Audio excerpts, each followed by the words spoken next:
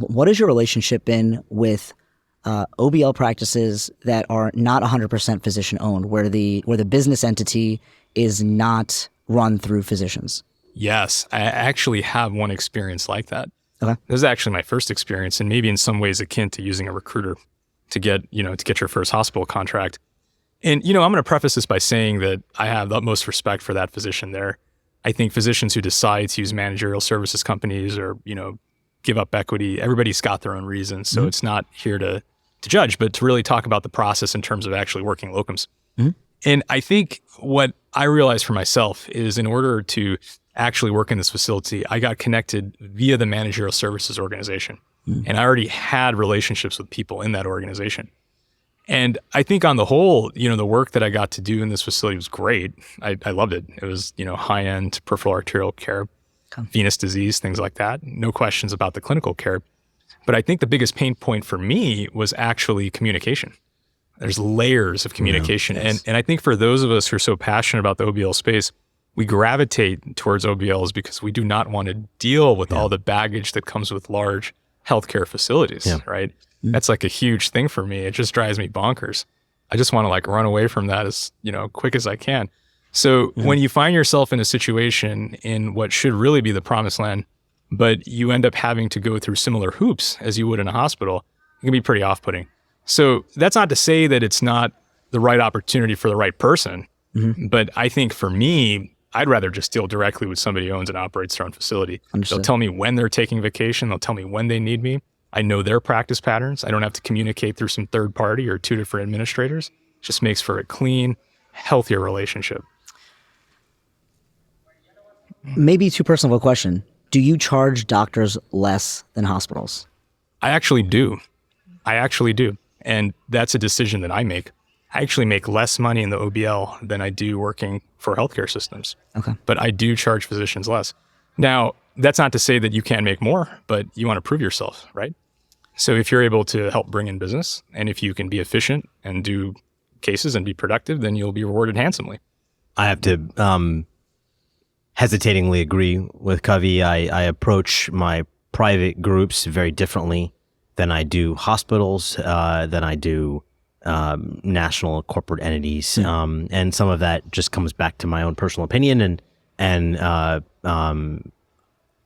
if you're not a private group, maybe an important thing to think about from what both of us are saying is that maybe the person that contacts you or deals with you directly is a physician. I think it just, it softens my approach when I know it's somebody, it's one of my own, someone that we have shared training and shared background. It just changes my overall outlook. And I definitely find myself treating my private groups different than I do hospitals and private equity groups. Yeah, I think there's no question about it. I think it is one of your own.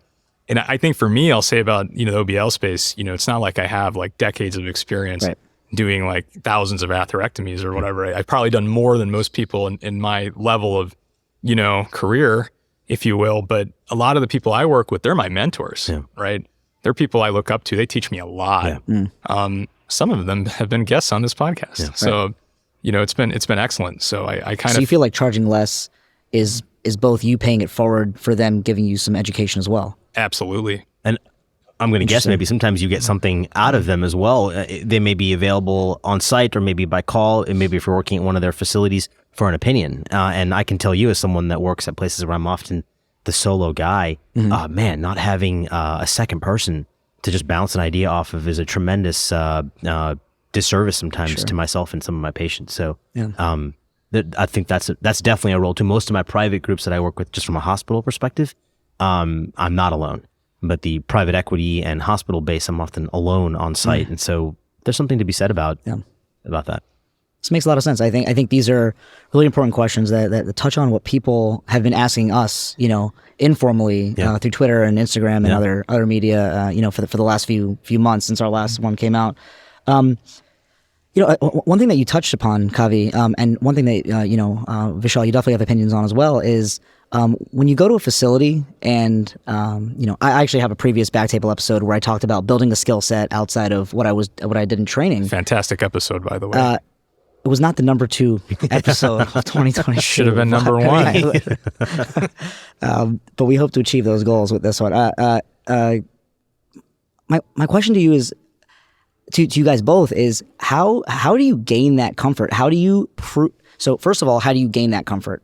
Is it pure, going into the coal mine with a match, or is it I am proving myself slowly to a group of physicians who will then vouch for me to administrative, or in the case of an OBL, just to the single or group of physicians that own the OBL? How does that relationship work where you secure the contract? Yeah, I think, a couple things. I think OBL and hospital is a little different. I think, Vishal, I haven't done nearly as many hospital contracts as you. I've only done a couple, but I think for the hospital, for me, that contract tends to be a lot, at least in my experience, has been a lot easier. It's been a lot less proving of myself per se. I think really the proving of myself was just having a philosophical, heart-to-heart conversation with the IR, them understanding like, hey, I think this is a guy who I'd want to be partners with, right? And then that goes a long ways. And then actually showing up and doing good work is the other thing. I think for the OBL, it's a little different. I think you have to have a concrete skill set and be able to show that you can be safe and effective and profitable in that environment before you even get there.